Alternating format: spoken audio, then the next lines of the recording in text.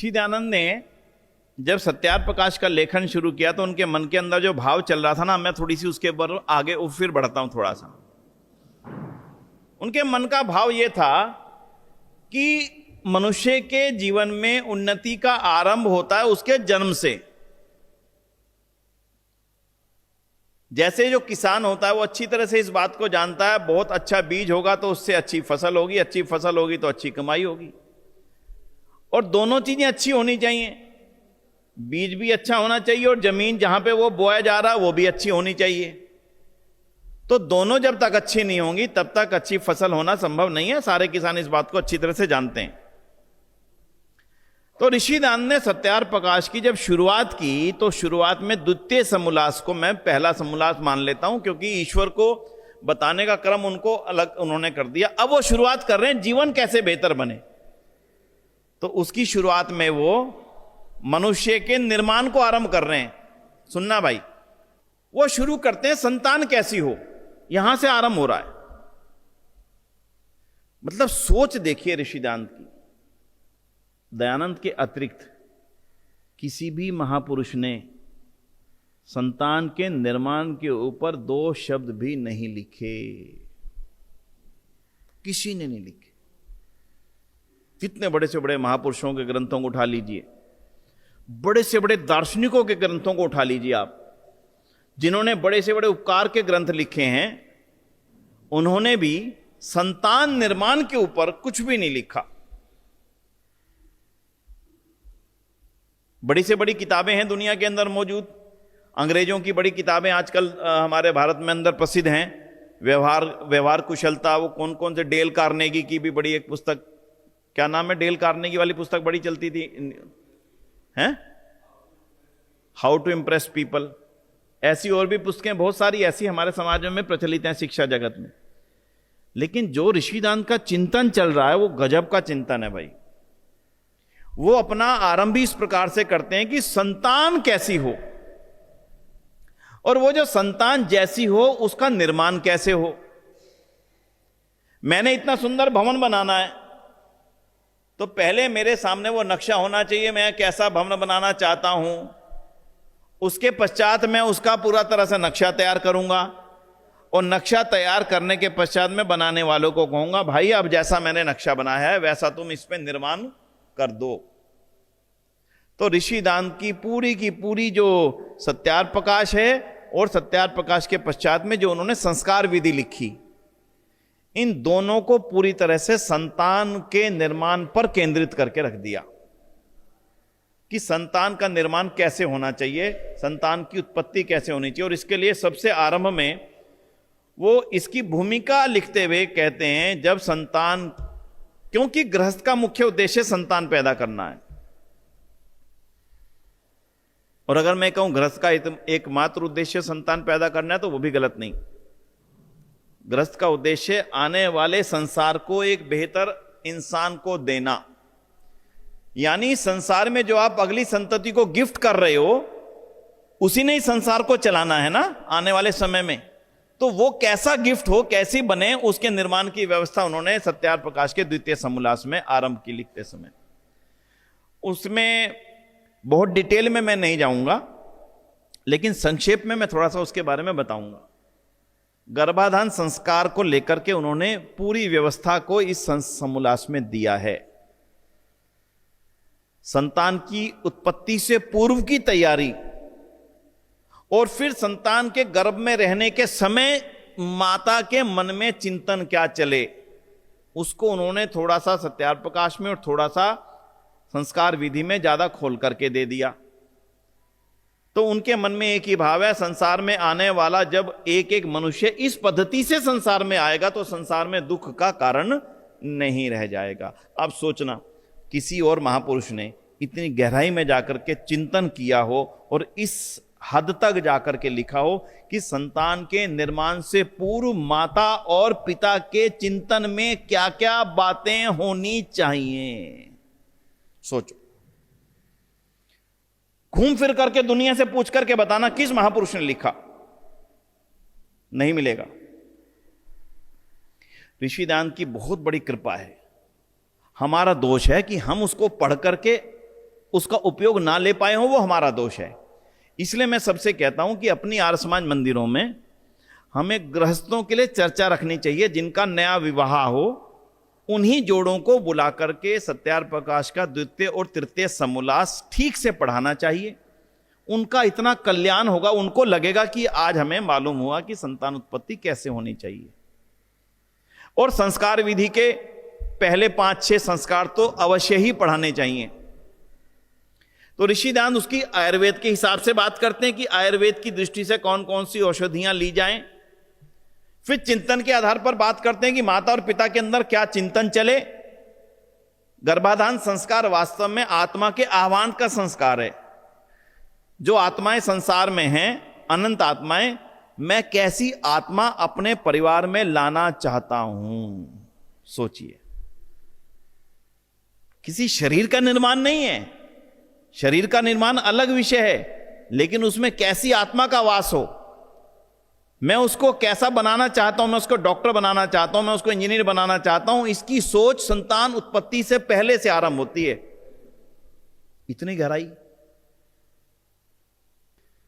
तो बंधुओं, ऋषि दयानंद सबसे पहले पंक्ति में लिखते हैं, वही पढ़ रहा हूं, वह कुल धन्य और वह संतान बड़ा भाग्यवान जिसके माता और पिता धार्मिक और विद्वान हों। जितना माता से संतानों को उपदेश और उपकार पहुंचता है उतना किसी से नहीं। इस लाइन को दोबारा समझिएगा। वह कुल धन्य और वह संतान बड़ा भाग्यवान जिसके माता और पिता दोनों धार्मिक हों। और जितना माता से उपदेश संतानों को मिलता है उतना और किसी से नहीं मिलता। ये इस समोल्लास का मूल एक तरह से ऋषि दयानंद ने सबसे पहले लिख दिया। तो दूसरे समोल्लास में ऋषि दयानंद संतान के निर्माण के ऊपर चर्चा कर रहे हैं। तीसरे समोल्लास में ऋषि दयानंद इन्हीं संतानों के आगे की शिक्षा और अशिक्षा पर चर्चा करेंगे। यानी कि अब आरंभ हो रहा है एक व्यक्ति के निर्माण का एक क्रम। 1 2 3 4 5 6 7 8 ये पूरे के पूरे समोल्लास ये क्रमशः लगा दिए ऋषि दयानंद ने। इतने कम समय में 3-3.5 महीने में सत्यार्थ प्रकाश लिखी है। केवल कितना? 3-3.5 महीना, 4 महीना मान लो। इतने कम समय में इतने सारे ग्रंथों में से उठा करके उद्देश्य के साथ लिख करके दे देना कितना बड़ा प्रक्रम है। तो ऋषि दयानंद इसके आगे लिखते हैं कि गर्भाधान संस्कार से पहले क्या क्या तैयारी करनी चाहिए। यह ऋषि दयानंद ने इस समोल्लास में लिखा, ढंग से लिखा। इसकी जानकारी प्रत्येक गृहस्थी को होनी चाहिए और प्रत्येक सास ससुर को भी होनी चाहिए। वो अपनी संतान, जब उनका विवाह हो बच्चों का, तो उनको बैठा करके इसको पढ़ावें ढंग से कि इसको पढ़ लो, जान लो, देख लो, समझ लो। उसके पश्चात संतान होने के पश्चात आरंभ में बच्चे के पैदा होते ही क्या करे, कैसा व्यवहार करे। ओम जो लिखने की परंपरा है जीव के ऊपर शिलाखा से, उसके बारे में उसका आधार ऋषि दयानंद ने इसके अंदर बताया। और उसके साथ ही साथ बालकों को प्रथम 5 वर्ष माता, ये बड़ी बात लिखी है। आजकल तो 3 वर्ष का होते ही, 2.5 वर्ष का होते ही हम अनजान लोगों के हाथ में सौंप देते हैं। जाओ, मुझे अपना मोबाइल देखना, टीवी देखना, मैं अब तुमसे डिस्टर्ब होना नहीं चाहती। 2.5 साल का बच्चा होता नहीं और उसको बैठा करके हम प्ले स्कूल में छोड़ आते हैं। तो ऋषि दयानंद बिल्कुल इसको गलत मानते हैं। पहले 5 वर्ष माता ही संतान की गुरु और आचार्य है, ये इसमें प्रथम बात बताई। और 5 वर्ष तक जब वो संतान माता से सब कुछ जान लेती है, तब उसके पश्चात पिता का नंबर एंट्री होता है। जब वो थोड़ी सी समझदार होनी आरंभ होती है, तब पिता उसको अपनी बातें बताना शुरू करता है। तो आज जिन संतानों से हम अपेक्षित रिटर्न नहीं पा रहे हैं, उसका कारण ढूंढेंगे तो वहीं पे मिलेगा। 2 साल का, 1.5 साल से ज्यादा तो बच्चे को कोई घर में रखता ही नहीं। प्ले स्कूल है जी, प्ले स्कूल है जी, प्ले स्कूल है जी, खेल लेगा, जाएगा, कूदेगा, वहां कुचेष्टाएं होती हैं, क्या क्या होता है वो मैं उस तरफ नहीं जाना चाहता। तो इसलिए ऋषि दयानंद की जो मान्यता वो बिल्कुल स्पष्ट है। 5 साल तक माता उसको अध्ययन, वो शिक्षा देवे, आचार की, व्यवहार की, और साथ में उसके पश्चात उसको हर चीज में समझावे, छोटी से छोटी चीज को कि हास्य क्या है, रुदन क्या है, क्रीड़ा क्या है, लड़ाई क्या है, हर्ष क्या है, शोक क्या है। आस्ता आस्ता छोटी छोटी चीजों को, छोटी छोटी बातों को बच्चे को बताना शुरू कर दें। मैं विषय वस्तु बता रहा हूं जी आपको, एक समोल्लास की, डिटेल में नहीं जाऊंगा इसमें। डिटेल में तो आपको खुद जाना पड़ेगा, तभी आपको उसका सही से एहसास हो पाएगा ऋषिदान चाहते क्या है। इसके पश्चात वो क्या लिखते हैं कि देवनागरी अक्षरों का अभ्यास तो करावे, अब उसके पश्चात विदेशी भाषाओं को भी सिखावे। दयानंद कोई पुरातन कल वो नहीं है कि नहीं नहीं केवल संस्कृत पढ़ना है, केवल हिंदी पढ़ना ना, वो स्पष्ट है। अन्य देशीय भाषाओं के अक्षरों का ज्ञान भी कराना आरंभ कर दे। क्या कहेंगे इसको? दयानंद की युगांतरकारी सोच है पूरी तौर पर। दयानंद पूरी दुनिया के परिप्रेक्ष्य को देख रहे हैं। वो जानते हैं कि अगर इसको दुनिया में आगे बढ़ना है तो इसको अन्य देशीय भाषाओं का भी ज्ञान होना बेहद आवश्यक है, और वो भी उसको 5-6 साल की अवस्था में आगे बढ़ाना शुरू कर देना चाहिए। साथ ही साथ अपने राजा, अपनी प्रजा, अपने कुटुंब, बंधु, भगिनी, भ्राते आदि भाई बहन के साथ में कैसा व्यवहार करना, ये उसको सिखाना शुरू कर दे। और जो बात उन्होंने बड़ी लिखी है वो सुनना, अंधविश्वासों से बचावे। ये बात यहां बड़ी लिखी है। ये अंधविश्वासों से बचावे क्या मतलब है? वही सो जा, भूत आ जाएगा, सो जा वो आ जाएगा, नहीं करेगा तो वो आ जाएगा, तेरा दूध वो ले जाएगा, कौवा ले जाएगा, वो ले जाएगा। तो ऋषिदान यहां पर लिखते हैं कि इन सब बातों से बच्चे को आरंभ से बचा के रखे। उसके अंदर ये भय ही पैदा ना हो कि भूत नाम की कोई चीज होती है। आप देखेंगे हमने बच्चों को शुरू से इस रूप में डाल दिया कि ये आ जाएगा, वो आ जाएगा, वो उठा ले जाएगा, तेरे को उठा के ले जाएगा, भगवान के पास ले जाएगा, नहीं तो ये कर ले, सो जा, डर जा। तो ऋषिदान बड़ा स्पष्ट बोल रहे हैं कि कभी भी किसी रूप में भी बच्चे को अंधविश्वास की तरफ बिल्कुल ना ले जावे। जो है जैसा है वैसा ही उसको सत्य ज्ञान करावे। और उसके पश्चात में जो वो लिखते हैं, अब वो माता पिता के लिए लिख रहे हैं, वो सुनना। वो लिख रहे हैं आगे कि किसी भी रूप में बच्चे के पैदा होने के पश्चात में उसकी जन्म पत्री ना बनवावे। हम में से कितनों ने बनवाई है भाई? हाँ जी, कुछ ने तो जरूर बनवाई होंगी। नहीं बनती तो शादी के समय कहते हैं जन्म पत्री बनवा दे भाई इसकी। श्री श्री दयानंद कितना शानदार शब्दों में और उदाहरण के साथ लिखते हैं कि जन्म पत्री नहीं अक्सर वस्तुतः वह तो शोक पत्री है। क्या लिख रहे हैं वो? क्या लिख रहे हैं जी? ऋषि दयानंद स्पष्ट बोल रहे हैं भाई जन्म पत्री शोक पत्री है। और ये केवल और केवल पैसे के कमाने वालों ने अपने धंधे बनाने के लिए, समाज को भ्रमित करने के लिए लाद दी है। और उसका उदाहरण देते हैं। उदाहरण कितना बढ़िया देते हैं कि जब बच्चे का जन्म होता है तब तो परिवार में बड़ी खुशी होती है, हमारे यहां पुत्र हुआ, हमारे यहां पुत्री हुई। और फिर उसके पश्चात में जब पंडित से जन्मपत्री बनवाने जाते हैं तो वो लिख देता है इसके अंदर तो पितृदोष है, इसके अंदर तो शनि दोष है, इसके अंदर तो ग्रह दोष है। वो जो खुशी और प्रसन्नता थी कहां गई? 5 मिनट में सारी गायब हो गई। जस्टिस मेहरचंद महाजन का नाम आप में से किसी ने सुना है क्या? जस्टिस मेहरचंद महाजन का जन्म हुआ हिमाचल में। हिमाचल के उस गांव में उनकी जन्मपत्री बनवाई गई। बड़े संपन्न परिवार के थे। जब जन्मपत्री बनवाई गई तो उसमें पितृदोष निकल आया। पितृदोष का क्या मतलब? कि जी अगर ये अपने पिता को देखेगा तो पिता की मृत्यु हो सकती है। अब ऐसे बच्चे को भला कौन अपने घर में रखे? तो लोगों ने कहा कि अभी तो पैदा ही हुआ है, 15-20 दिन का ही है, इसको परमात्मा को ही वापिस कर देना चाहिए। यह पितृदोष कब तक रहेगा पंडित जी? बोले 12 साल तक रहेगा। 12 साल तक रहेगा, यानी 12 साल तक पिता को यह देख नहीं सकता? बोले ना। तो लोगों ने कहा कि इससे तो अच्छा है इसको नमस्ते कर देनी चाहिए। तो 1-2 प्रबुद्ध लोग थे, उन्होंने समझाया कि मारने से तो अच्छा है कि इसको अपने गांव के अंदर एक गडरिया रहता है थोड़ी दूर पर, अपने इलाके में उस गडरिये को दे देते हैं, वो बकरियां चराता है, ये उसके यहां पल जाएगा। उसको कह देंगे भाई इसको कभी यहां मत लाना। उस छोटे से बालक अबोध बालक को, जिसके लिए अभी माता के मन में, पिता के मन में, सारे परिवार में इतनी खुशी पैदा हुई थी, जन्मपत्री बनवाते ही क्या हो गया, ऋषिदान का शब्द एज इट इज लग रहा है सामने आकर के, शोक पत्री बन गई वो। दे दिया। गडरियों को पैसे दे देते हर महीने कि भाई तेरे को 5 रुपए हर महीने दिया करेंगे, तो इसका खाने पीने का देखते रहना, 12 साल बाद देखेंगे जो कुछ होगा। बंधुओं, उस गांव के अंदर आर्य समाजी प्रचारकों का जाना हुआ। तो आर्य समाजी प्रचारक गए तो गांव के एक व्यक्ति ने आके कहा, जी देखो इन लाला जी ने अपने बच्चे को गडरिये को दे रखा पितृदोष के चक्कर में। तो आर्य समाज के प्रचारकों ने उनके पिताजी को समझाना चाहा कि भाई ये शोक जन्म पत्री कुछ नहीं होती, ये सब ढोंग है, पाखंड है, ईश्वर ने सबको बराबर बनाया, ये बनाया वो बनाया। मानने को तैयार नहीं। बोले उसको वापस बुलाओ, अपने घर में रखो, उसको अच्छी शिक्षा दो। ये ना, बिल्कुल नहीं।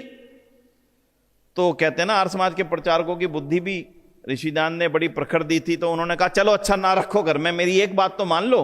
बोले बताओ। बोले उस गडरिये के यहां से लेकर के गुरुकुल लाहौर में चलता, वहां भेज देते हैं। बच्चा पढ़ लेगा भी, आपको अपनी आंखों से दूर रखना है ना, तो आंखें से दूर रखने के लिए उस गडरिये के पास की जगह आप इसे वहां भेज दो। उनको ये बात समझ में आ गई, हाँ यो बात ठीक है तेरी पंडित, यो बात तेरी बढ़िया, चल। मैं गडरिये के यहां से उठाया और अपने नौकरों को कह करके और आर्य समाज के गुरुकुल लाहौर में भर्ती करा दिया। देखो बंधुओं, वही नौजवान मेहरचंद आगे चल करके वकील बना। वकील बन करके महाराजा हरि सिंह का प्रधानमंत्री बने। और अगर वो उस समय महाराजा हरि सिंह के प्रधानमंत्री ना होते तो जम्मू कश्मीर का विलय भारत में ना होता। और जम्मू कश्मीर का विलय तो भारत में हुआ इस प्रधानमंत्री मेहरचंद महाजन के कारण से। सबसे बड़ी बात कि महाराजा हरि सिंह ने अपनी सारी संपत्ति का आधा हिस्सा आर्य समाज को दान दे दिया था, केवल इस मेहरचंद महाजन के व्यवहार के कारण से। किसने दान दिया था जी? महाराजा हरि सिंह ने। कितना? अपनी संपत्ति का आधा हिस्सा। श्रीनगर में, जम्मू में, अखनूर में, राजौरी में, पुंछ में, इन सब जगहों पे बड़े बड़े भूमिखंड। और महाराजा हरि सिंह यूनिवर्सिटी है जम्मू कश्मीर के अंदर, एक बहुत बड़ा कॉलेज है वहाँ पर, वो भी उन्हीं के उससे बना। मैं जो कहना चाहता था, अगर ये पितृदोष नाम का ये जो जन्म पत्री आदि दोष ना होता तो क्या वो बच्चा, अगर ईश्वर स्वामी दयानंद के सिपाही ना होते तो बच्चा कहाँ होता आज? गडरिये की तरह चरा रहा होता। और बाद में वही मेहरचंद महाजन डीएवी कॉलेज मैनेजिंग कमेटी के प्रधान बने और भारत की सुप्रीम कोर्ट के चीफ जस्टिस बने। आप सोच करके देखना कि ऋषिदान का प्रताप कहां से कहां तक बोल रहा था। इसलिए स्वामी दयानंद दूसरे समोल्लास में लिखते हैं कि आपको बहकाने के लिए ये जन्म पत्रिका ढोंग रचा गया है। पहले कहेंगे आपके बच्चे में तो ये दोष है, ये दोष है, इसका जन्म पत्र तो जो है सो सुना देता हूं, इसके जन्म पत्र में जो भी बैठेगा ऋषिदान के शब्द सुनिएगा। इसका जन्म पत्र अच्छा तो है, ज्योतिषी कहता है जो है सो सुना देता हूं, इसके जन्म ग्रह बहुत अच्छे, मित्र ग्रह भी अच्छे हैं, जिसका फल धनाढ्य और प्रतिभावन, जिस सभा में जो बैठेगा उस तो सबके ऊपर इसका तेज पड़ेगा, शरीर से आरोग्य, राज्यमान भी होगा, इत्यादि बातें सुन के पिताजी बोलते हैं वाह वाह ज्योतिषी, आप बहुत अच्छे हो। ज्योतिषी समझते हैं कि अब इन बातों को कहने से तो मेरा उद्देश्य सिद्ध होने वाला नहीं। तो फिर आगे वो कहता है ये ग्रह तो बहुत अच्छे हैं परंतु ये ग्रह क्रूर हैं, अर्थात फलाने फलाने ग्रह के योग से 8वें वर्ष में इसका मृत्यु योग है। बस अभी जो खुशी हो रही थी ना वो सारी गायब हो गई। तो पंडित जी कुछ करिए ना। बोले करना तो है लेकिन थोड़े से पैसे लगेंगे, तो इतने पैसे दे दीजिए, ये मृत्यु योग जो है इसका दूर हो जाएगा। ऋषि दयानंद इससे ज्यादा हमें अंधकार से कहां दूर करेंगे। वो जो सारे के सारा पंडित वर्ग लाखों रुपया सारा जीवन भर इसी जीवन जन्म पत्री से कमाने का काम करता था, जब उनके बिजनेस पर और इनकी सारी कमाई पर चोट की जाएगी तो बोलो ऋषिदान को क्या वो प्रसाद चढ़ाएंगे? गाली ना देंगे और क्या करेंगे? ऋषिदान को गाली किसने दी? जिनकी पेट पर लात लगती थी, लेकिन ऋषिदान उसे चूके नहीं। स्वयं ब्राह्मण थे, लेकिन उन्होंने मनुष्य के उपकार को ही सबसे प्रथम अपना रखा। अंत में वो कहते हैं फिर वो आपसे कहेगा क्या उपाय करें, ऐसा ऐसा दान करो, ये करो, बाकी सब आप समझते हैं। तो ऋषि दान ने सबसे पहले हमें आदेश जो दिया दूसरे समोल्लास में कि संतान का निर्माण तो ऐसे हो, जब संतान पैदा हो जाए तब उसको इन इन बातों को उपदेश करो, और बड़ों के साथ कैसे बैठना, छोटों के साथ कैसे व्यवहार करना, नमस्ते करना भी इसी समोल्लास में आया। ये जो नमस्ते शब्द की उत्पत्ति है ना, कहां से हुई, वो ऋषि दान के इसी समोल्लास से हुई। इसके पश्चात कहते हैं प्रथम छोटा करे बाद में बड़ा करे। तो हमारे को भी ये सीखना चाहिए, जब भी हम कभी आपस में मिले छोटे का कर्तव्य पहले नमस्ते करना, फिर उसका उत्तर भी नमस्ते के रूप में बड़ा व्यक्ति देवे। ये ऋषि दान ने इसी समोल्लास में बच्चों के लालन पालन के लिए लिखा। और उसके पश्चात अंधविश्वास में ना जाने दे, जो वो लिखते हैं। अब उसका मैं थोड़ा सा उदाहरण आपके सामने रखता हूं, छोटा सा। बच्चा बिगड़ता कैसे है, ऋषिदान के शब्दों में तो नहीं, उससे थोड़ा सा बाहर जाके व्यवहारिक शब्दों में रखता हूं। आप मंदिर गए रात को, आपका मतलब आपसे नहीं बोल रहा हूं, आपका मतलब आपसे नहीं, आपका मतलब आपसे नहीं, व्यवहारिक जीवन में बात करता हूं। आपने लंबी यात्रा पे जाना था, चेन्नई जाना था, बंबई जाना था, कहीं पर भी घूमने के लिए, तो आपने कहा छोटा सा बच्चा बैठा है, क्या नाम बेटे तेरा है? विवांश, अच्छा वेदांश, अरे वाह बड़ा शानदार नाम है भाई। वेदांश की मेधांश, ओह और ज्यादा गहराई का नाम है भाई, मेधांश, वाह। तो गए, तो परिवार में आदत थी भाई मंदिर जरूर जाना है, तो चलो भाई आज जल्दी 5 बजे की गाड़ी पकड़नी है, 7 बजे गाड़ी पकड़नी, तो मंदिर होकर के चलते हैं।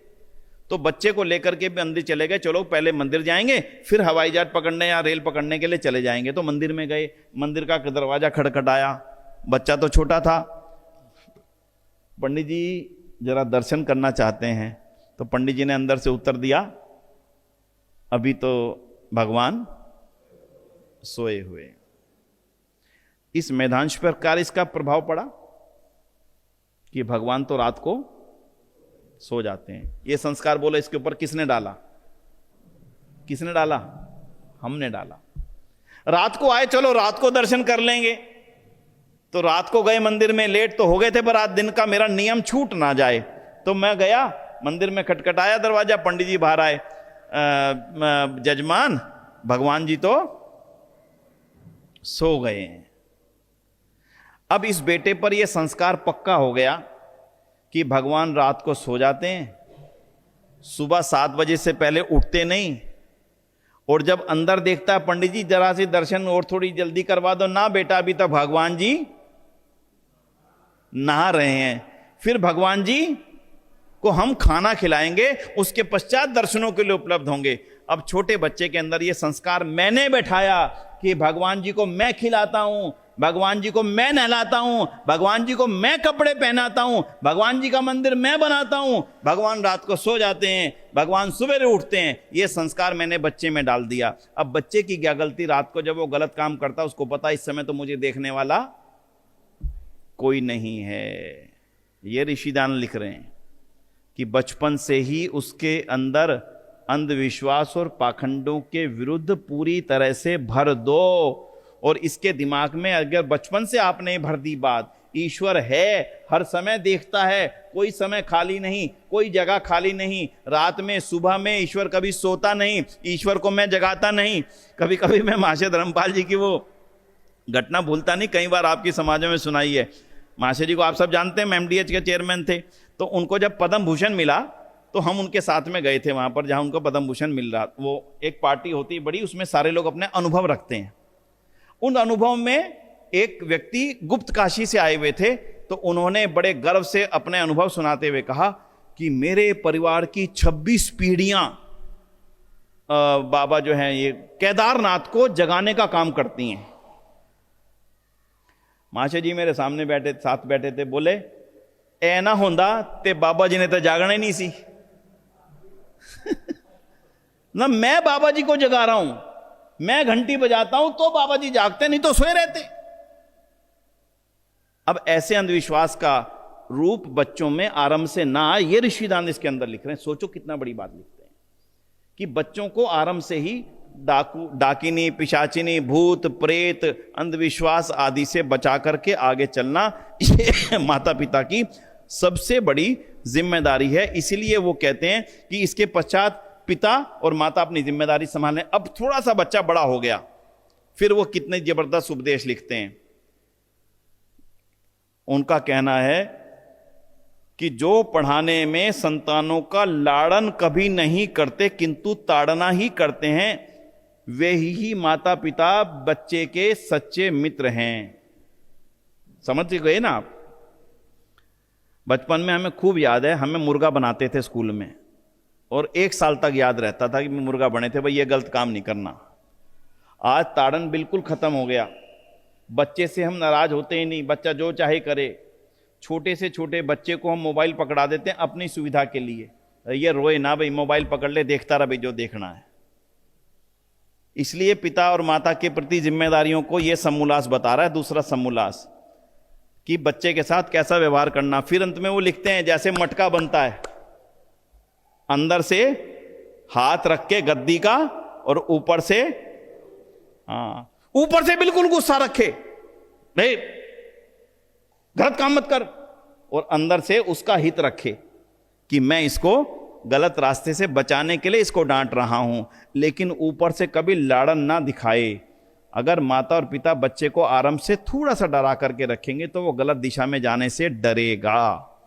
आज इस प्रवृत्ति का पूरे तरह समापन हो गया, लेकिन ऋषि दयानंद की कही गई बात जितनी उस समय सत्य थी, आज भी ठीक उतनी ही सत्य है, उसमें कोई भी अंतर नहीं है। इसलिए ऋषि दयानंद दूसरे समोल्लास में बच्चों के लिए हमें जो बात लिख रहे हैं वो बड़ी, मतलब एक एक चीज अगर मैं कहूं तो उनकी सारी चीजें, एक एक शब्द जब आप पढ़ेंगे तो इस समोल्लास में आपको पढ़ने में आसानी होगी, क्योंकि ये समोल्लास ना अपेक्षाकृत मंत्रों से, मंत्र कम है इसमें। लोग कहते जी इतने सारे मंत्र आ जाते हैं, उनके अर्थ पढ़ते पढ़ते ना सत्यार्थ प्रकाश बोझिल लगने लगती है, दिक्कत आने लगती है। तो द्वितीय समोल्लास अपेक्षाकृत इन सब चीजों से बचा हुआ है, आपको आसानी होगी द्वितीय समोल्लास को समझने में। उसके पश्चात ऋषि दयानंद फिर आगे लिखते हैं कि उसको क्या क्या पढ़ाया जाए। तो इस द्वितीय समोल्लास में ऋषि दयानंद ने बड़े प्यार से जन्म से पहले, जन्म के समय, जन्म के थोड़ी देर बाद और जन्म के उस समय तक जब तक वो गुरुकुल में जाने की स्थिति में आ जाए, यानी 8 वर्ष तक के लिए बच्चे के साथ घर में क्या क्या व्यवहार करने चाहिए, माता को, पिता को और उसके सगे संबंधियों को, भाई बहन के साथ, और बच्चे को कैसा व्यवहार सिखाना चाहिए दूसरों के लिए, वो सारा का सारा वर्णन इस द्वितीय समोल्लास में उन्होंने कर दिया। मैं ऐसी दुनिया की कोई और पुस्तक अभी तक नहीं देख सका जिसमें ऋषि दयानंद किसी भी व्यक्ति ने बच्चे के इस आयु में किए जाने वाले व्यवहारों को लेकर के इतनी सटीक व्याख्या की हो। इसलिए ऋषि दयानंद का हम बारंबार आभार करते हैं। द्वितीय समोल्लास की विषय वस्तु को मैंने लगभग आपके सामने रख दिया। विषय वस्तु को रखने का मतलब यह है क्योंकि जब हम पढ़ने बैठते हैं ना, डर लगता सत्यार्थ प्रकाश को पढ़ने से। इतनी मोटी पुस्तक कौन पढ़ेगा, कैसे पढ़ेंगे, और पहले समोल्लास को पढ़ते ही ओह, विनय जी पढ़ना शुरू तो किया था, पर सच बताऊं वो 8-10 पेज के बाद ना मैं पढ़ नहीं पाया। अक्सर मैं यही सुनता हूं, जिससे भी सुनता हूं, विषय वस्तु का जानकारी नहीं होती तो इसलिए व्यक्ति ये बस आगे बढ़ नहीं पाता। इसलिए आज मैंने विचार किया कि आपको विषय वस्तु के अनुमान हो जाए। अब स्पष्ट है जी, कुछ और अस्पष्ट हो तो थोड़ा सा आप पूछना चाहें तो पूछ लें द्वितीय समोल्लास की विषय वस्तु के बारे में।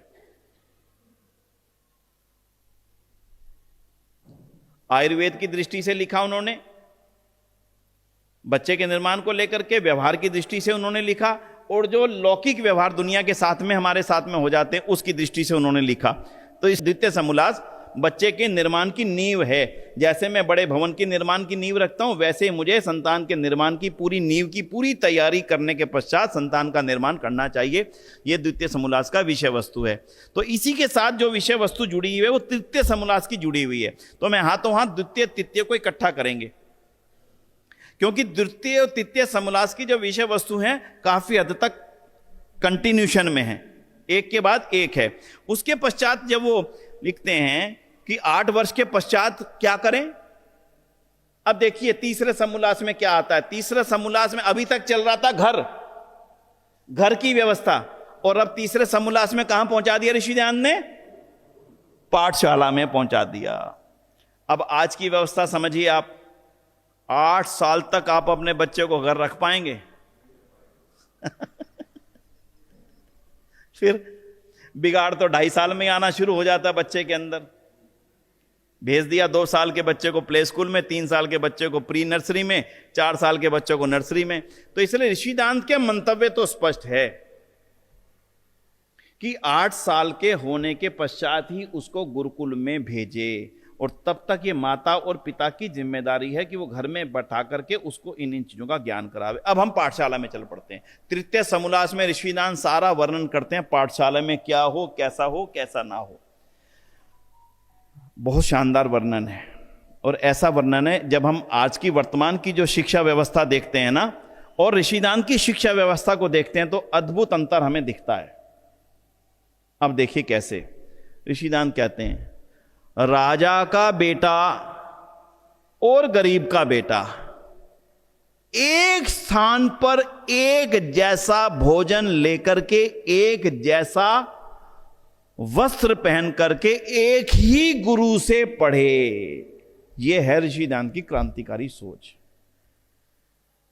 आज हमारे समाज में जो ऊंच नीच का दायरा बढ़ गया है, क्यों बढ़ गया मालूम? बचपन में ही बच्चे को पता लग जाता, मैं तो मॉडर्न स्कूल में पढ़ रहा हूं। जब 4 लड़के इकट्ठे हों तो चौथा बताने में डरता है कि मैं गवर्नमेंट स्कूल में पढ़ता हूं। हमने बचपन से नींव डाल दी, ये सक्षम है, ये मॉडल स्कूल में पढ़ेगा, 10,000 15,000 रुपए की फीस देगा। ये गरीब है, ये गवर्नमेंट स्कूल में पढ़ेगा। हमने बचपन से ही 2 विभाग कर दिए। बोलिए कैसा बनेगा अच्छा समाज? तो ऋषिदान एक तरफ व्यक्ति के निर्माण की चर्चा कर रहे हैं और दूसरी तरफ अच्छे समाज के निर्माण की चर्चा कर रहे हैं जिसमें भेदभाव ना हो। और इसका उदाहरण वो मनुस्मृति को देते हैं। यहां पर वो मनुस्मृति को आधार बनाते हैं। मनुस्मृति में क्या आधार है? मनुस्मृति में यह आधार है, चाहे राजा का बेटा हो, चाहे किसी व्यापारी का बेटा हो, चाहे किसी ब्राह्मण का बेटा हो, और चाहे किसी शूद्र के कुल में जन्म लिया हो बेटा हो। यह मन में विचार पैदा होगा, शूद्र कौन है भाई? जब विचार पैदा हो प्रश्न के रूप में पूछ लेना। वो चारों की संतानें, और अंत में लिखते हैं निशुल्क शिक्षा हो। सबसे बड़ी बात उनकी ये लिखते हैं, निशुल्क क्यों हो? बताइए जी, क्यों हो निशुल्क? हाँ, ताकि बड़ा तो ये ना कह पाए देख भाई मैं तो 20,000 रुपए देके पढ़ रहा हूं, और छोटा ये ना कह पाए देखो मेरे पास तो पैसा ही नहीं है, मैं पढ़ूं कैसे। इसलिए ऋषिदान लिखते हैं, अगर समाज को समान रूप से बनाना है तो गरीब का बेटा भी एक ही जैसे वस्त्र पहने, जब खान पान में जाए तो वहां भी एक ही जैसा भोजन करे, और जो गुरु उनको पढ़ाने वाला हो वो भी एक ही हो, और बैठने का स्थान भी एक ही हो। तो बताओ इस समाज में ऊंच नीच की भावना पनपेगी कैसे? कोई तरीका नहीं है पनपने का। इतना शानदार व्यवस्था तृतीय समोल्लास में लिखते हैं। इसलिए मेरा आपसे निवेदन है कि जब आप सत्यार्थ प्रकाश का पूरा अध्ययन करेंगे ना, तब आपको ऋषिदान की और ज्यादा गहराइयों के अंदर जाने का आनंद मिलेगा। मेरे बोलने में उतना आनंद नहीं आएगा आपको। जो ऋषिदान के शब्द हैं वो मैं ज्यों का तू पढ़ूंगा तो उसका कोई लाभ नहीं है। वो ज्यों के त्यों तो आपको पढ़ने हैं, और जो शब्द अच्छे लगेंगे उनके ऊपर मार्किंग भी जरूर करिएगा। मैं कुछ शब्द पढ़ता हूं। अगली बात वो लिखते हैं, लड़कियों को लड़कियों की शाला में और लड़कों को लड़कों की शाला में ही भेजे। लड़कियों की शाला में लड़की पढ़ावे और पुरुषों की शाला में पुरुष पढ़ावे। स्पष्ट कर दिया। उसके पीछे के कारण भी लिख दिए। क्यों? ताकि ब्रह्मचर्य की अवस्था में उसके जीवन को आगे बढ़ने में किसी भी प्रकार की कोई भी बाधा सामने ना आए। ऋषिदान स्पष्ट हैं, वो अस्पष्ट नहीं है। मैं उनकी बात मानूं ना मानूं वो मेरे ऊपर निर्भर है। उन्होंने तो अपनी बात को स्पष्ट कर दिया। आज अगर हम इन संसार में अनाचार व्यभिचार देखते हैं, उसका बहुत बड़ा कारण को एजुकेशन है। ये हमें मानना ही चाहिए। ना मानने से इसका कोई समाधान नहीं, हमें मानना ही पड़ेगा। कोई एजुकेशन हमारे देश में कभी थी ही नहीं। कन्या गुरुकुल अलग थे, पुरुषों के गुरुकुल अलग थे। आगे भी वो लिखते हैं बड़ी बात, कन्याओं की पाठशाला में कोई पुरुष ना जावे और गुरुकुलों में कोई और दोनों गुरुकुलों के बीच में है 4 कोस का अंतर होना चाहिए। दयानंद आदर्श बात लिख रहे हैं, हमें देखना है कि हम कहां कहां तक उसको इंप्लीमेंट वर्तमान स्थितियों में कर सकते हैं। इसलिए जब हम ऋषि दयानंद का तृतीय समोल्लास पढ़ते हैं तो यह समझ में नहीं आता ऋषि दयानंद इतनी सारे ज्ञान को ला कहां से रहे हैं।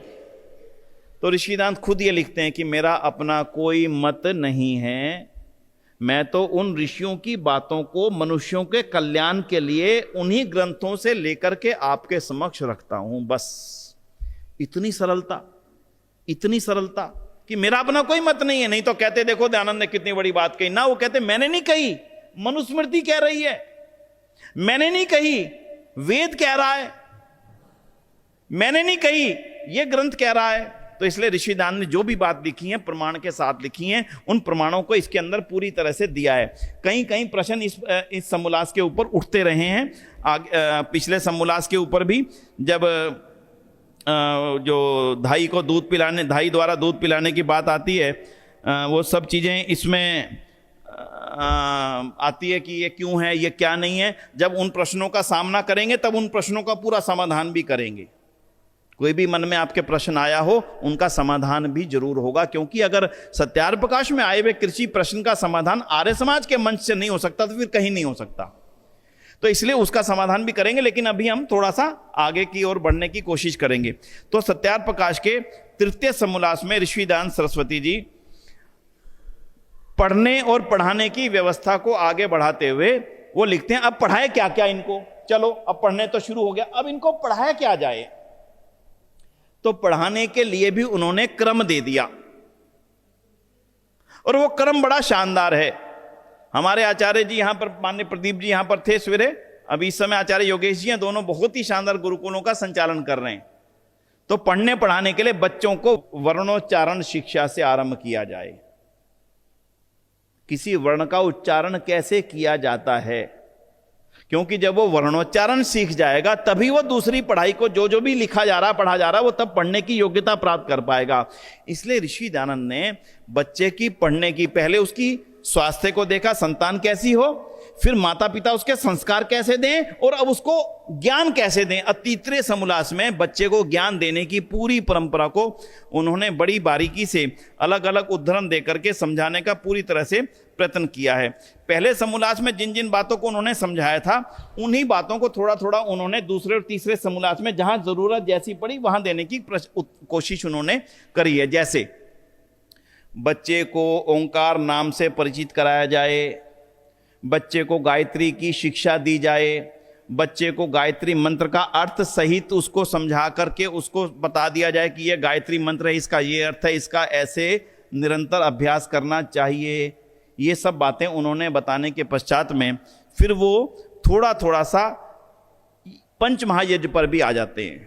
यहाँ पर पंच महायज्ञ शुरू हो जाता है उनका प्रकरण थोड़ा सा, जो पंच महायज्ञ के पश्चात बारे में लिखा ऋषि दयानंद ने इस सत्यार्थ प्रकाश के इस समोल्लास में उन्होंने लिखा है। देव यज्ञ, ब्रह्म यज्ञ आदि जो हम कहते हैं, उन पांचों यज्ञों का भी इसमें ऋषि दयानंद ने वर्णन किया। और साथ में जैसे यज्ञ, आप सवेरे आप सबने यज्ञ किया होगा, यज्ञ के पात्र कैसे होने चाहिए, कैसे यज्ञ में आहुति देनी चाहिए, ये सब चीज़ों की शिक्षा जो है ऋषि दयानंद ने तीसरे समोल्लास में हमें देने का पूरी तौर से प्रयत्न किया है। जब आप पढ़ेंगे तो देखेंगे ऋषि दयानंद ने तो उनकी वो आर्ट वर्क करके उस समय पूरा डिजाइन बना के ऐसी शुरुआत होनी चाहिए, ऐसा ये होना चाहिए, उसका भी सारा वर्णन इस समोल्लास में उन्होंने करके रखा है। और संध्या उपासना करने के लिए संध्या कैसे करनी चाहिए, ये सब चीज़ों को उन्होंने इसके अंदर दिया है। और 8वें वर्ष से लेकर के 36वें वर्ष पर्यंत आप देखिए, आज की डेट में शिक्षा कब तक पढ़ी जाती है जी? 22-23 वर्ष तक, ज़्यादा से ज़्यादा 23 वर्ष तक। 18 साल में ग्रेजुएशन, 18 साल में 17 साल में 12वीं पास, 22 साल में ग्रेजुएशन ओके, और 3 साल का कोई और कोर्स कर लो आप तो पोस्ट ग्रेजुएशन और पीएचडी लगभग 26-27 साल तक पूरी शिक्षा समाप्त हो जाती है।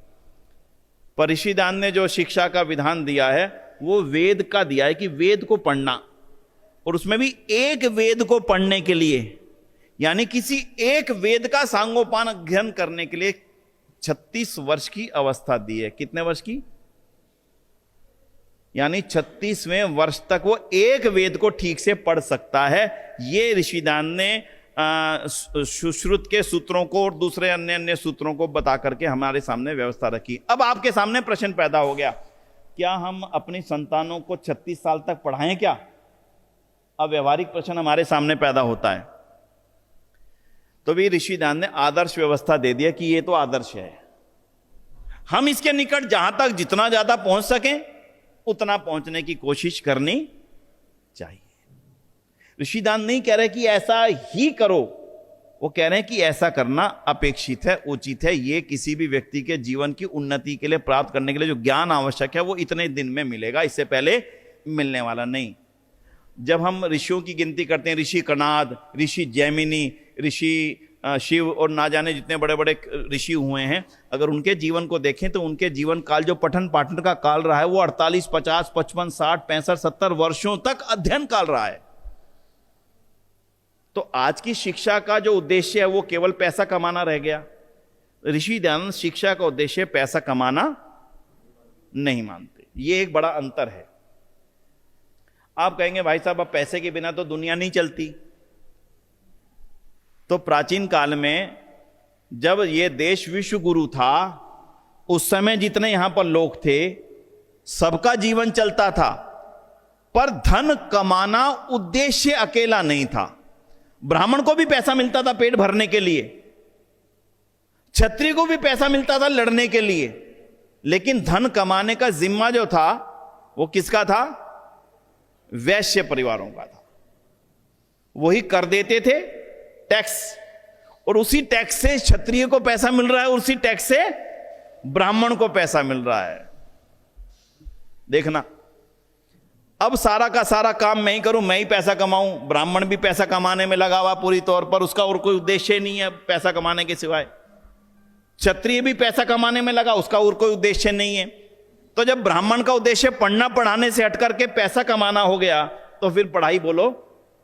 इसीलिए ज्ञान खत्म होते होते होते होते हमारा देश जो विश्व गुरु था कभी वहां से यहां पर आज आ गया। इसलिए ऋषिदान कहते हैं कि ब्राह्मण का उद्देश्य पठन और पाठन ही है। तो पैसा कहां से मिलेगा? राजा दे। व्यवस्था पूरी है, भूखे नहीं मार रहे वो किसी को। ऋषिदान इस व्यवस्था को ज्योति जी बड़े शानदार तरीके से बता रहे हैं। प्राचीन काल में जो ब्राह्मण थे कमाते थे, पैसा भी कमाते थे, धन भी कमाते थे, यानी कि पेट भी चलता था। तो इसलिए ऋषिदान ने आदर्श व्यवस्था को हमारे सामने पूरी तरह से रखा है और हमें उस अवस्था में चलने की थोड़ी थोड़ी कोशिश करनी चाहिए। आप कहेंगे हम कैसे कोशिश कर सकते हैं, वो मैं बताने जा रहा हूं। हम ये कोशिश करें, हमारे समाज में जो निम्न वर्ग है ऐसा जो अपने बच्चों को अच्छी शिक्षा नहीं दे पाता, अब हम नए स्कूल तो खोल नहीं सकते, लेकिन उनके बालक जिन भी स्कूलों में पढ़ना चाहें उनके लिए हम अपनी ओर से कुछ भी व्यवस्था उनके लिए कर सके तो उसके करने की कोशिश करनी चाहिए। ये सामान्य सा इसका उपचार है, जिसको कहते हैं ना भाई चोट लग गई तो पट्टी बांध दो। तो ये थोड़ी जो चोट लगी हुई समाज को उसके लिए उपचार है। इसलिए अपने अपने क्षेत्र में, जैसे हम कभी कभी मैं विकासपुरी की बात करता हूं, उदाहरण समझ लेना आप। विकासपुरी आर्य समाज ने क्या किया, गरीब बच्चों के लिए अपनी आर्य समाज में निःशुल्क ट्यूशन सेंटर खोल दिया। भाई अच्छी शिक्षा लेने के लिए पब्लिक स्कूल में जा नहीं सकते, ट्यूशन का पैसा भर नहीं सकते, तो चलो इनको हम अपने यहां पर ला करके पढ़ाने का काम तो कर ही सकते हैं। तो इन्होंने वो काम कर दिया। तो मुझे लगता है ऋषिदान की सोच को काफी हद तक उन्होंने आगे बढ़ाने का काम किया। अब अभी पिछले दिनों में एक नई स्कीम आई थी, जो सरकारी भर्ती, जो क्या बोलते हैं उसको, अग्निवीर। तो इसी समाज ने एक और अच्छा काम किया कि नौजवान जो अग्निवीर में भर्ती होना चाहते थे उनको अपनी समाज में, Yogesh ji, free training, free खाना पीना और उनके लिए काजू बादाम और दूध की व्यवस्था भी, ताकि बुद्धि ठीक रहे। 6-6 महीने की ट्रेनिंग दे और इनके यहां पे पढ़ने वाले बच्चे अग्निवीर में भर्ती हो गए बहुत सारे। तो 11 बच्चे भर्ती हुए हैं। तो ऋषिदान की बातों को हम किसी ना किसी रूप में इंप्लीमेंट कर सकते हैं। उनकी इच्छा एक ही थी भाई, उनकी इच्छा एक थी कि समाज में रहने वाला हर बच्चा पढ़े, पहला उद्देश्य। दूसरा उद्देश्य, समाज में रहने वाला सब वर्ग के बच्चे बराबर का पढ़ें, और तीसरा उनका उद्देश्य ऊंच नीच की समाप्ति शिक्षा से ही शुरू होनी चाहिए, और चौथा पढ़ना का अर्थ केवल ज्ञान ना हो, पढ़ने का अर्थ संस्कार भी हो। पढ़ के तो बच्चा आ गया। कल एक शोक सभा में, कल या परसों एक शोक सभा में था मैं, उसमें एक आचार्य जी बोल रहे थे, बड़ी सटीक सी बात थी कि मैं बड़े बड़े वृद्धाश्रमों में गया हूं, उनके सारे वृद्धाश्रमों में जितने भी माता पिता रह रहे हैं वो किसी गरीब और अनपढ़ के माता पिता नहीं हैं। आराम से सोचना आज इसमें कि एक तरफ जिसको हम पढ़ाई कह रहे हैं, वो पढ़ाई मेरी संतान को लेके कहां जा रही है। अगर मैं लाखों कमाता हूं और मैंने पीएचडी कर रखी है और मेरे माता पिता को मैं वृद्धाश्रम में छोड़ने के लिए जाता हूं, तो यह पढ़ाई नहीं है, इसका नाम पढ़ाई नहीं है। वो कहते हैं एक भी अनपढ़ का माता पिता वहां पर नहीं और एक भी गरीब का मां बाप वहां पे नहीं, सारे पढ़े लिखों के और पैसे वालों के। इसलिए पढ़ाई का उद्देश्य संस्कार है। तो थोड़ा सा और आगे चलेंगे। इसके पश्चात वो पंच महायज्ञ के विषय में बताते हैं, और यहां पर आकर के वो जिस बात को सबसे ज्यादा प्रश्रय देते हैं वो अब मैं आपको बता करके आज के इस समूलास को यहां समाप्त करेंगे। जिस बात को ऋषि दयानंद के अतिरिक्त और किसी ने नहीं छुआ, वो बात बड़ी गजब की है, और उसका नाम है ब्रह्मचर्य। किसी और महापुरुष ने उसकी तरफ दृष्टि नहीं दौड़ाई। किसी महामंडलेश्वर, किसी शंकराचार्य, किसी महाविद्वान, किसी महापंडित ने उसके ऊपर एक शब्द लिखने का सामर्थ्य नहीं रखा। हो सकता है कि व्यवहारिक जीवन में ना होने के कारण से रखने का साहस ना हुआ हो, लेकिन ऋषि दयानंद जैसा ब्रह्मचारी संसार में आधुनिक काल में तो पैदा नहीं हुआ। गजब के ब्रह्मचारी, और उसका जो व्यवहारिक पक्ष उन्होंने सत्यार्थ प्रकाश के इस समोल्लास में लिख दिया कि केवल विवाह ना करना ही ब्रह्मचर्य नहीं है, विवाह के पश्चात गृहस्थ में भी पूर्ण रूप से ब्रह्मचारी होकर के रहा जा सकता है। ब्रह्मचर्य का जिस रूप में वर्णन इस समोल्लास में ऋषि दयानंद ने किया है वो अपने आप में अप्रतिम है, अद्भुत है। जीवन के हर आयु के समय में ब्रह्मचर्य मेरा सबसे निकटतम साथी है। उसका कितना सरल और कितना गूढ़, दोनों को कहता हूं मैं, इसमें उन्होंने वर्णन कर दिया। और उस वर्णन के साथ साथ उन्होंने उसकी शारीरिक लाभ, उसका मानसिक लाभ, उसका बौद्धिक लाभ और उसका सामाजिक लाभ जो इस रूप में इस समोल्लास में बताया है, मुझे लगता है आपको आराम से उसका अध्ययन करना चाहिए। महिला पुरुष दोनों को एक जैसा ही उन्होंने इसमें ट्रीट किया है। उसमें लिखा है कि क्या स्त्रियां भी ब्रह्मचर्य का पालन करें? हां, पूर्ण रूप से करें, कोई अंतर नहीं है, कोई भेद नहीं है। यहीं पर उनके सामने यह भी प्रश्न आया, क्या महिलाएं भी पढ़ें? तो इस समोल्लास में उन्होंने स्पष्ट कर दिया उस समय के लिए कि जैसा जैसा पुरुष पढ़े वैसा वैसा महिला भी पढ़े, दोनों को समान अधिकार है, दोनों के अधिकारों में लेश मात्र भी अंतर नहीं रखा। इसी समोल्लास में वो कहते हैं कि माता पढ़ी होगी तो संतानों के ऊपर उसका अपेक्षित लाभ तुरंत हो जाएगा, पिता के पढ़ने का संतानों के ऊपर लाभ नहीं हो सकता। क्यों? वो पहले लिख रहे हैं, पहले 5 साल कौन पढ़ाए? कौन पढ़ाए? 5 साल माता पढ़ाए। और माता पढ़ी लिखी नहीं होगी तो क्या होगा? उस जमाने में जब महिलाओं को एक अक्षर भी जानने के लिए पाप का भागी बनना पड़ता था, उस जमाने में ऋषि दयानंद इतनी बड़ी बात को खुले डंके की चोट पर कह रहे हैं। यह कोई छोटी क्रांति नहीं थी बंधुओं। ऐसे ही संसार में बदलाव नहीं आया। लाला लाजपत राय ने पढ़ा, स्वामी श्रद्धानंद ने पढ़ा, पंडित गुरुदेव विद्यार्थी ने पढ़ा, महात्मा हंसराज ने पढ़ा, ना जाने कितने कितने कितने लोगों ने पढ़ा। एक कहानी आती है, गांव के बुजुर्ग को 4-6 बार सत्संग हो गया शुरू, सत्यार्थ प्रकाश पढ़ा करो, सत्यार्थ प्रकाश पढ़ा करो। और बेचारा पढ़ना नहीं आती, करे क्या? पढ़ना ही नहीं आता, अक्षर ज्ञान नहीं आता। अब मेरे लिए ये है, अब कोई उर्दू की किताब मेरे सामने रख दी जाए तो आप पढ़ सकते हो क्या? ना आप पढ़ सकते, ना मैं पढ़ सकता। अब पढ़ना तो आता नहीं। अब ये कह रहे सत्यार्थ प्रकाश पढ़ो, सत्यार्थ प्रकाश पढ़ो। उनकी घटना आती है, वो गांव में गए और एक दिन उनके अचानक मन में एक भाव पैदा हो गया, ऐसा करता हूं, किसी बच्चे को कहता हूं वो पढ़ा करे, तो उसको ये कह दिया, बेटा तू गांव के जो बच्चा मुझे पढ़ के सुनाएगा उसको 1 पैसा मिला करेगा 1 पेज पढ़ने का। तो गांव के बच्चे में तो होड़ लगी, चलो 1 नया पैसा मिलेगा, पढ़ करना क्या, पढ़ के सुनाना। तो गांव का जो बच्चे थोड़े बहुत पढ़े लिखे थे वो आते थे, और जो चौधरी साहब थे, जाट थे हरियाणा के, तो पढ़ते थे और वो सुनते रहते थे आराम आराम से, और 1 पेज पढ़ के उसको 1 पैसा पकड़ा देते थे। बच्चा भी खुश और चौधरी साहब भी खुश। इतिहास गवाह है, वो चौधरी साहब तो बने आर्य समाज के बहुत बड़े प्रचारक, अभी नाम मेरे स्पष्ट नाम याद नहीं आ रहा, कोई विद्वान जानता होगा तो बता देगा। और जो बच्चे पढ़ा करते थे ना 1-1 पैसे के लालच में, वो सारे के सारे आर्य समाजी बन गए। आप कल्पना करके देखो इस ग्रंथ का कितना बड़ा प्रभाव पड़ा। जो 1-1 पैसे के लालच में चौधरी साहब के पास बैठ करके पढ़ते थे, वो सारे आर्य समाजी बन गए, और चौधरी साहब आर्य समाज के बड़े प्रचारक बन गए। एक कहानी नहीं है इस ग्रंथ की, क्योंकि इस ग्रंथ ने उस समय की सारी रूढ़ियों को तोड़ तोड़ पीट पीट करके छेद छेद करके मार के फेंका, बट सारे समाधान दे दिए। कोई समाधान ऐसा नहीं है जो सत्यार्थ प्रकाश में अधूरा दिया हो ऋषि दयानंद ने। एक स्वामी दर्शनानंद जी की कहानी है, या किसकी, मैं थोड़ा सा भ्रमित हूं, दर्शनानंद जी की या सरदानंद जी की है, किनकी कहानी है, कि पौराणिक थे। योगेश जी को, आचार्य जी को ध्यान हो तो मुझे सही करा देंगे, कहानी सही है बिल्कुल। एक बार उनको चोट लग गई।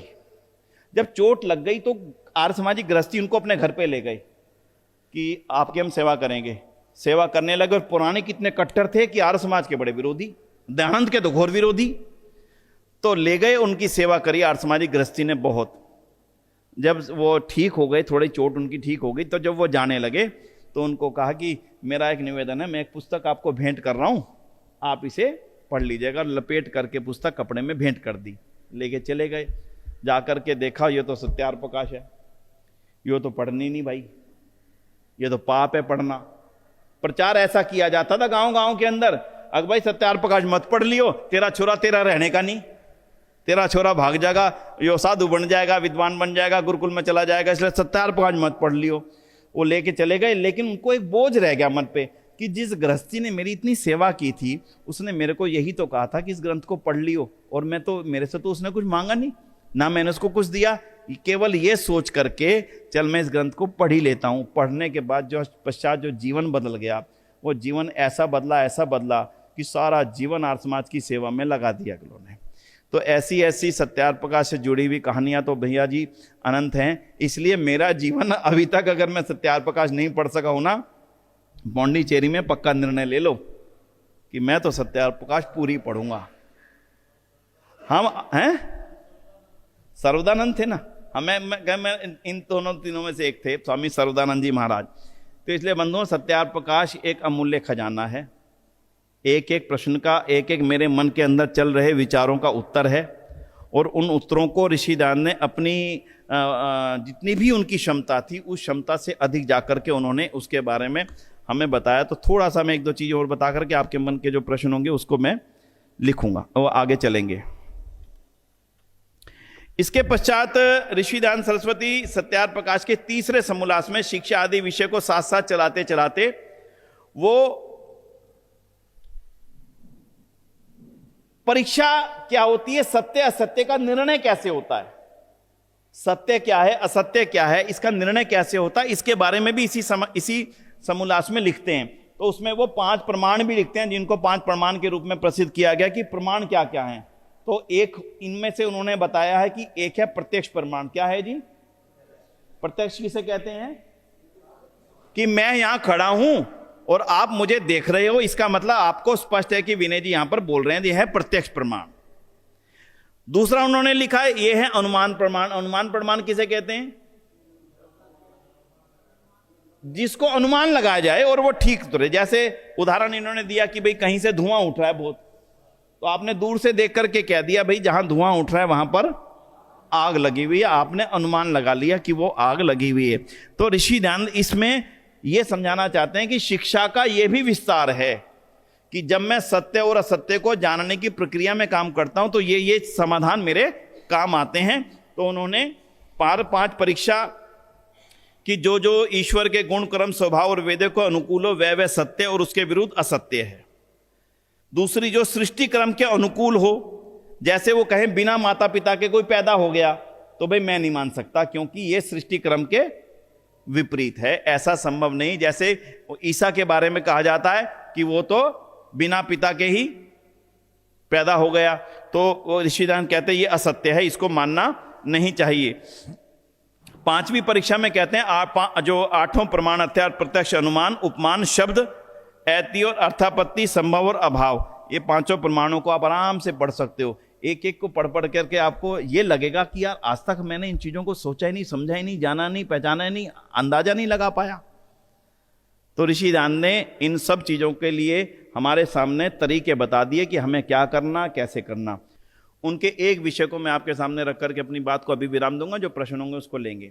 धर्म।